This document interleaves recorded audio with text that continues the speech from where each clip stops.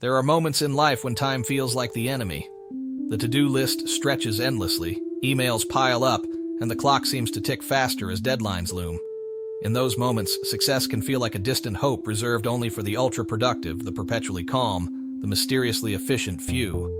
But Kevin Kruse, through his powerful insights in 15 secrets successful people know about time management, reveals a truth both startling and liberating. Time mastery is not a gift. It is a learned skill. Kruse's journey began not with theory, but with curiosity. He wanted to understand how billionaires, Olympic athletes, straight-A students, and entrepreneurs seemed to accomplish more in a day than most people did in a week. So he asked them, dozens of them, and began to uncover the recurring patterns, disciplines, and mindset shifts that defined the most effective time managers in the world. The first truth that emerged was as profound as it was simple. Time is our most valuable asset. Unlike money, which can be earned, saved, and invested, time is finite. Every minute spent is gone forever. That mindset of valuing time as an irreplaceable currency shaped everything that followed. The most successful people did not talk about time management in terms of balance or multitasking. They talked about purpose. They viewed each minute through the lens of goals and values. They weren't busy, they were intentional. Kruse tells the story of how legendary entrepreneur Richard Branson operates with a ferocious commitment to prioritization. Rather than being controlled by a calendar, Branson sets a clear direction and says no to almost everything that doesn't align with that vision. Saying no became a recurring theme among high achievers. The power of saying no, politely, firmly, and consistently, was a secret that separated the overwhelmed from the accomplished. Successful people understood that time spent on the wrong things meant time stolen from the right things. This leads to the second secret, identifying your most important task, MIT, each day. While many people start their day with email, meetings, or news, the ultra-productive begin by attacking their most significant work, the task that moves their goals forward, generates impact, or produces results. They schedule this task into their day like a doctor's appointment, guarding it with seriousness. Kruse explains how Tom Ziglar, son of the legendary Zig Ziglar, blocks out his first 90 minutes each day to work on his MIT. During this window, there are no distractions, no meetings, and no excuses. He refers to it as slaying dragons, tackling the hardest and most valuable thing first, before energy and willpower fade. And willpower does fade. That's why successful people don't rely on motivation. They rely on systems. The third secret emerged: work from a calendar, not a to-do list. This insight shattered conventional wisdom. Most people have to-do lists that grow endlessly, becoming a source of guilt rather than guidance. But Kruse discovered that the most effective individuals didn't operate this way. They lived by their calendars. Every task, from writing a report to calling a friend, was assigned a time slot. If it wasn't scheduled, it wasn't real. This practice forced prioritization. It required clarity. It gave structure. And most importantly, it gave peace of mind. Instead of reacting to a never-ending list, these individuals acted with intention. Kruse illustrates this with the example of Craig Jarrow, author of the Time Management Ninja blog, who schedules every part of his day, even thinking time. His calendar isn't a jail, it's a compass. This principle revealed another hidden truth: boundaries are essential. Successful people didn't just manage their own time, they protected it. They turned off notifications, they closed their doors, they trained those around them to respect their focus time. It wasn't rudeness, it was commitment. They understood that distraction is the enemy of depth, and depth is where progress happens. The fourth secret was surprisingly physical: energy management. Kruse discovered that the best performers didn't just manage hours, they managed energy. They took breaks, they exercised, they ate well, they slept. Olympic athletes and CEOs alike respected their body's rhythms. They didn't burn out, they fueled up. They worked in bursts of 90 minutes followed by recovery. They treated their brains like high-performance engines, not machines to be run into the ground. The fifth secret came from the unlikeliest of places: email. Email, that silent thief of time, had to be tamed. Kruse found that successful people didn't live in their inboxes. They checked it intentionally, not compulsively. Some only processed email twice a day, once in the late morning, once before wrapping up. They used the touch it once rule. Open an email, Decide on it and act. Don't reread it 5 times. Don't let email linger. Don't let it dictate your day. Kruse shares how Darren Hardy, author of The Compound Effect, uses a virtual assistant to filter his email.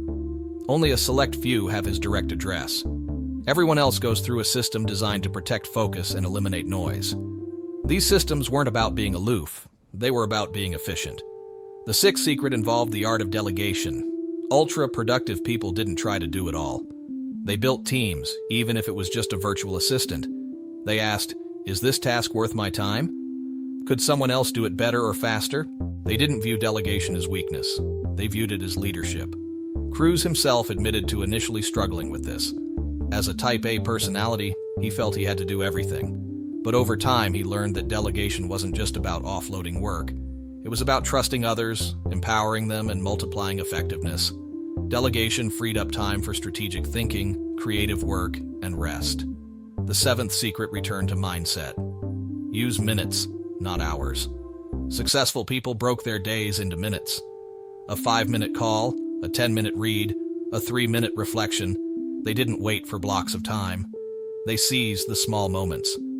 Kruse recounts how Joel Osteen, pastor of one of the largest churches in the world, writes content in short bursts, dictating ideas during a walk, capturing insights while waiting for a meeting. He doesn't wait for inspiration. He makes use of moments. This taught a powerful lesson. Perfectionism is the enemy of progress. Don't wait for the perfect time. Just start. By this point in the journey, Kruse's research had revealed a pattern. The world's most productive people weren't superhuman. They had simply chosen to live by principles rather than circumstances. They didn't chase balance. They pursued purpose. They didn't chase time. They shaped it. Each of these secrets was more than a tip. It was a mindset shift, a new way of viewing time, energy, attention, and intention. And in the hands of those who practiced them daily, they became transformative. As the first part of this journey comes to a close, the foundations are now clear. Value your time more than money. Protect your focus with ferocity. Schedule what matters most. Use your energy wisely. Delegate fearlessly. Say no unapologetically.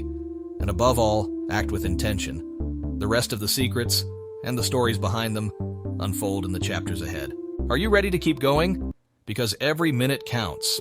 The path to mastery over time is not paved with apps or hacks. It's built with discipline, self-awareness, and the quiet courage to do what matters most. As Kevin Kruse continues to unfold the habits and philosophies of the world's most effective people, it becomes even clearer that success is not about doing more. It's about doing what matters, intentionally and relentlessly. We begin part 2 with secret number 8, the rule of 1440. There are 1440 minutes in a day. That's it. No more, no less. The most successful people Kruse interviewed didn't think in days or weeks. They thought in minutes. They guarded each one like a precious stone.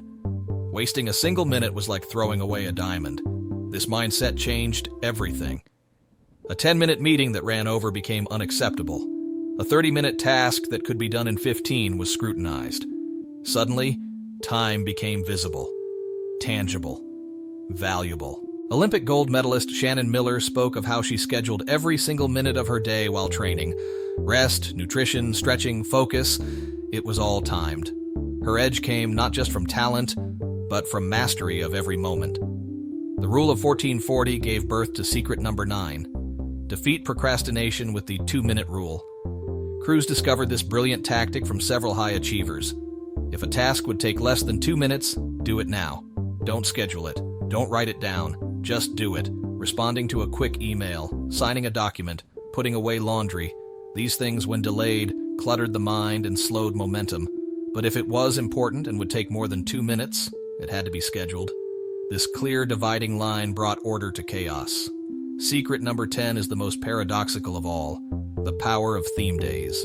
Some ultra-productive individuals organize their weeks by assigning themes to each day. Mondays might be for meetings, Tuesdays for content creation, Wednesdays for marketing, Thursdays for outreach, Fridays for reflection. By batching similar tasks together, they minimized context switching, the mental fatigue caused by jumping between unrelated tasks. Jack Dorsey, co-founder of Twitter and Square, famously used this method. Running 2 companies at once, he couldn't afford wasted time. So he themed his days, Monday for management, Tuesday for product, Wednesday for marketing, and so on. This system gave him rhythm and focus, and rhythm matters. Our brains love patterns. The more consistent our workflow, the more energy we conserve. The 11th secret echoed throughout Kruse's interviews. Don't touch things twice. This applied to everything: emails, papers, voicemails, tasks. When something came into your world, act on it, file it, or schedule it. But don't let it linger. This discipline eliminated rework, it prevented bottlenecks, it kept the mental inbox clean.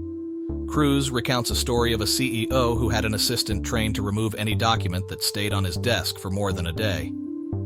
If it's still there, the assistant would say, it's clearly not that important. The CEO learned to decide quickly or let go.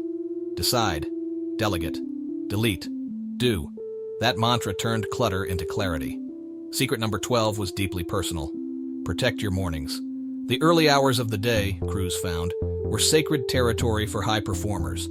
The mind is fresh, willpower is strong, distractions are minimal. So they used that time not for meetings or errands, but for creative, strategic, meaningful work. Author Hal Elrod calls this the miracle morning, a ritual of silence, affirmations, visualization, exercise, reading, and journaling. Just 1 hour. But it sets the tone for everything that follows. For others, it was simpler. 1 hour of writing, or thinking, or tackling their MIT before breakfast. This sacred morning hour was non-negotiable, protected like a child, treasured like a sunrise. Kruse stressed that what happens before 8 in the morning often determines the entire day. And so we arrive at Secret 13. Master your routines. Success isn't the result of occasional brilliance. It's the fruit of daily discipline. The most effective people didn't rely on willpower. They relied on habits, morning routines, evening routines, work startup routines, shutdown rituals. Each routine created stability. Each ritual conserved decision-making energy. Over time, these micro-disciplines became their identity. Kruse quotes Benjamin Franklin, who had a personal daily routine that included the morning question, "What good shall I do today?" and the evening reflection, "What good have I done today?" Such structure didn't limit creativity, it fueled it. And in that structure, they found peace. Secret number 14 took many by surprise. Make meetings short, or avoid them altogether. Kruse's research revealed that meetings were often the biggest time wasters in organizations. So successful leaders designed strict rules around them. Elon Musk is famous for walking out of meetings that don't add value. Jeff Bezos uses the 2-pizza rule. If a meeting can't be fed with 2 pizzas, it's too large. Gary Vaynerchuk schedules meetings in 10-minute blocks, not 30, not 60. In Kruse's own companies, he implemented standing meetings, literally. No chairs. The discomfort kept things focused and brief. The goal wasn't to eliminate collaboration. It was to eliminate waste. Every minute spent in a meeting was a minute not spent creating, reflecting, or doing real work. Secret number 15, the final secret, brought it all together. Always carry a notebook. This wasn't just about capturing ideas, it was about externalizing thoughts, clearing the mind, documenting insights, tracking progress. Many of the world's top performers carry physical notebooks. Richard Branson swears by his. So did Leonardo da Vinci. So does Tim Ferriss. In a world filled with digital noise, the act of writing by hand anchors thought, slows the mind, and sharpens clarity. Kruse himself keeps a small notebook with him at all times, not for journaling, but for thinking. This simple practice becomes the bridge between intention and action. As the final secret lands, a deeper truth emerges. Time management is really self-management. It's not about cramming more into your day. It's about being ruthless with what you say yes to. It's about being present for the work that matters most. It's about designing your life around values, not obligations. It's about understanding that success is not the result of chance, but of choice, repeated daily. Each secret builds on the last, not as separate tips, but as pillars of a powerful philosophy. Value your time like a billionaire. Schedule your life like a CEO. Reflect like a philosopher. Act like a craftsman. And rest like a monk. These weren't just habits of high performers. They were the habits of fulfilled human beings. Because what we do with our time is ultimately what we do with our lives. Kevin Kruse did not write a book about productivity. He wrote a book about presence, purpose, power, And now, with all 15 secrets revealed, the invitation becomes personal. How will you treat your 40 minutes tomorrow? What will you stop doing? What will you start? What will you protect? Because every minute matters. And the most successful people aren't just busy, they're deliberate. The clock ticks without remorse. Each moment fades into the next, unnoticed by most, but not by those who've learned the secret language of time. By now, Kevin Kruse has led us deep into the minds of the world's most accomplished individuals, unveiling the habits that separate the overwhelmed from the overachievers. But there's more beneath the surface. Part 3 opens the curtain on the subtler truths, the mindset shifts, the invisible disciplines, the emotional intelligence required to not just manage time, but to lead a life of impact. The journey begins with the question, what makes time meaningful? For the ultra-productive, time isn't just a measure of productivity, it's a measure of alignment. Alignment with values, with goals, with identity. The most successful individuals Kruse studied didn't merely ask, what do I need to do today? They asked, what is worth doing today? This brings us to the powerful concept of reverse engineering your ideal future. Imagine your life 10 years from now. What does it look like? Where do you live? What kind of work do you do? What do your relationships feel like? Then, ask the only question that matters. What would have to happen between now and then to make that future real? Successful people lived in that question. They scheduled backward.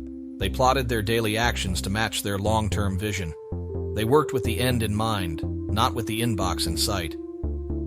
Kruse shares how Olympic athletes do this instinctively. Gold medals are earned not on race day, but on the hundreds of invisible days before.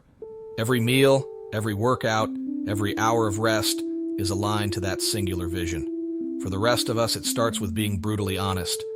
Is what I'm doing today aligned with what I say matters? This kind of alignment demands clarity, which is why successful people often review their goals weekly, not annually. They don't wait for New Year's resolutions. They adjust course constantly. Kruse explains how one tech executive spends 30 minutes every Sunday reviewing the week ahead. He asks, what's my most important task? What must I protect? What should I eliminate? It's a simple ritual, but it prevents drift. Because time isn't just stolen by others. It's surrendered through drift. Drift happens when we respond instead of choose, when we scroll instead of reflect, when we accept meetings we didn't schedule and say yes when we meant no, which brings us to the emotional intelligence behind time management. Boundaries. Kevin Kruse discovered that successful people are not just time-aware, they're emotionally intelligent. They know that guilt is the enemy of boundaries. Saying no doesn't mean you're selfish. It means you respect your commitments. He tells the story of a top-performing sales leader who once replied to a last-minute meeting request with a firm but kind response. Thank you for the invite. I'm focused on a critical deliverable right now and need to stay heads down. Let's find another time. It wasn't rude. It was responsible. And it taught a deeper truth. People respect your time when you respect it first. Many of Kruse's subjects used scripts to protect their time, pre-written responses to say no gracefully, automatic email filters, status messages during focus hours. They designed their environment to reinforce their intentions, because willpower fades, systems endure. Part 3 also explores the mental traps that sabotage productivity, especially perfectionism. Perfectionism sounds noble, but in reality it's a form of procrastination. The desire to do something perfectly often delays us from doing it at all. Kruse explains how best-selling authors don't wait to write flawless first drafts. They just write. They trust the process. They revise later. Similarly, top entrepreneurs launch before they're ready. They ship. They test. They learn. Momentum beats perfection every time. This is the paradox. High achievers succeed not because they aim for perfection, but because they move consistently. They understand that iteration is better than stagnation. Part of what makes this possible is reframing failure. Successful people don't fear mistakes, they harvest them. Every failure is feedback, every setback is a signal. One executive shared with Kruse that he ends each day with a 2-minute reflection. What didn't work today? Why? What's the lesson? Over time, this practice turned regret into resilience. He didn't fear bad days. He mined them for gold. This habit of reflection is a recurring theme. Kruse found that almost all top performers scheduled time for review. Not just of goals, but of behavior, energy, and focus. How did I show up today? What drained me? What energized me? These questions built awareness, and awareness created change. The emotional discipline behind this kind of awareness cannot be overstated. It's not easy to admit distraction, or to see where you lost time, or to recognize that you've been avoiding something important. But it's exactly that honesty that builds mastery. Kruse also highlights the importance of recovery. In cultures that worship hustle, rest can feel like laziness. But elite performers know better. Rest is not the absence of productivity. It is a prerequisite for it. Sleep, breaks, unplugged weekends, exercise, these are not luxuries, they're investments. He shares how Ariana Huffington collapsed from exhaustion and now runs a wellness company. How NBA stars have sleep coaches. How Fortune 500 CEOs schedule vacations like product launches. If your mind is the engine, recovery is the oil. Without it, everything burns out. Recovery also involves space, time to think, to dream, to plan. Bill Gates famously takes think weeks twice a year, disappearing into a cabin with a stack of books and a notebook. No meetings, no internet, just deep thought. While few can afford a week off-grid, Kruse encourages micro versions of this. Daily walks, journaling, tech-free hours.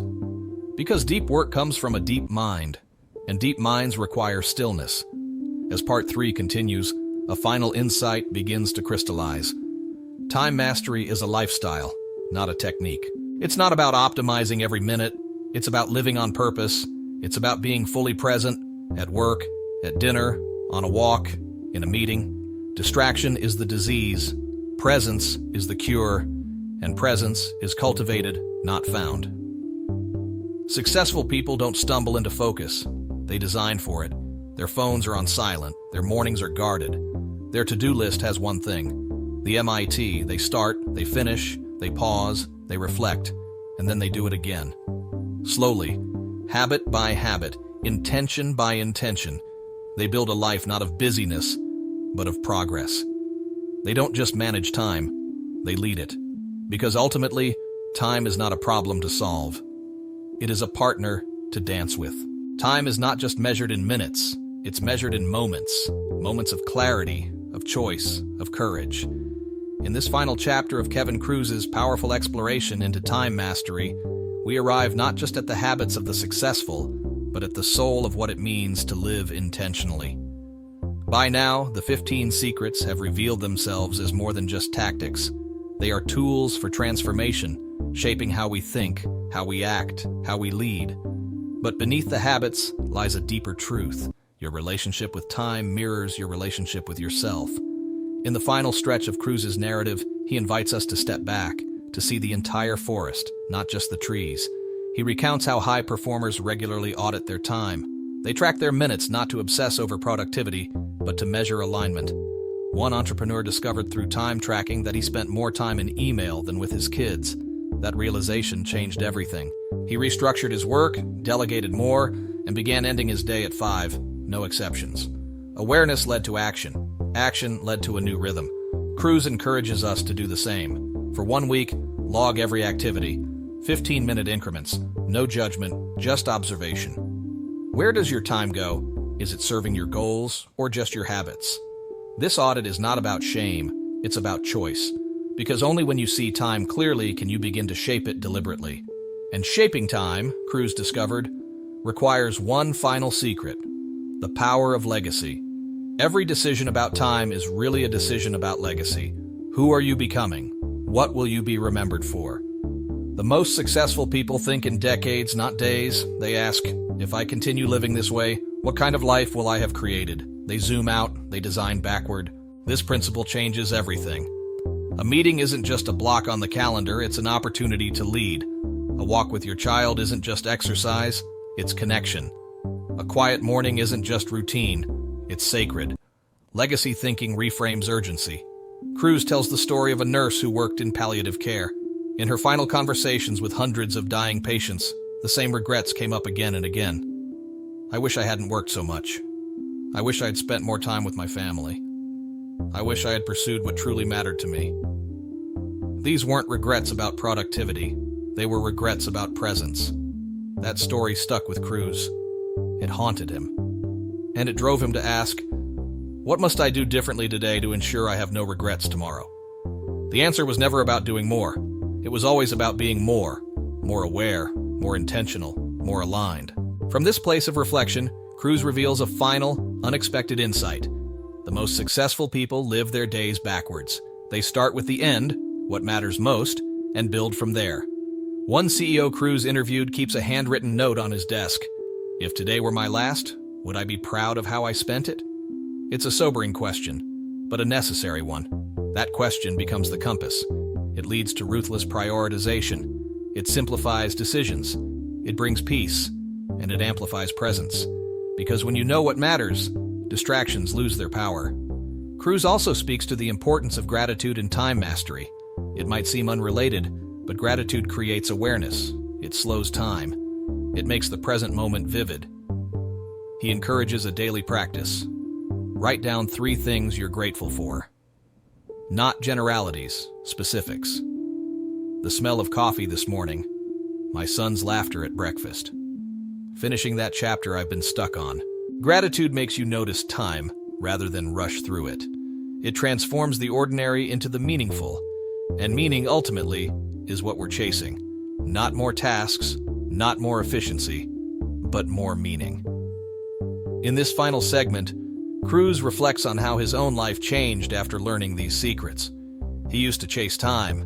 Now he leads it. He used to fill his schedule. Now he fills his soul. He wakes with intention. He protects his focus. He says no more often. He plays with his kids before checking email. He journals. He reflects. And he's not perfect, but he's present. That, he says, is the real goal. Not perfection, but presence. Presence with your work. Presence with your loved ones. Presence with your values. Because time, when used wisely, becomes something beautiful. It becomes space. It becomes peace. It becomes freedom. And it becomes your life. As the journey concludes, Kruse offers one final challenge. Take one secret, just one, and practice it for 1 week. Maybe it's scheduling your most important task. Maybe it's saying no to one thing a day. Maybe it's blocking your mornings for deep work. Maybe it's tracking your minutes. Whatever it is, start. Not tomorrow. Now. Because now is all we ever have. And in that now, you decide who you become. You are not your calendar. You are not your inbox. You are the choices you make with the minutes you're given. So protect them. Honor them. Use them with intention. And build a life, not of busy, but of meaning. Thank you for joining us on this deep and transformative journey through Learn or Die by Edward D. Hess. In a world racing forward at lightning speed, the only true advantage is the ability to adapt, to grow, and to learn continuously. We hope this audiobook inspired you to challenge your comfort zone, embrace reflection, and become a lifelong learner. If this resonated with you, don't forget to like, share, and subscribe to Victory Think, your destination for powerful book insights, one story at a time. Stay curious, keep evolving, and see you in the next story.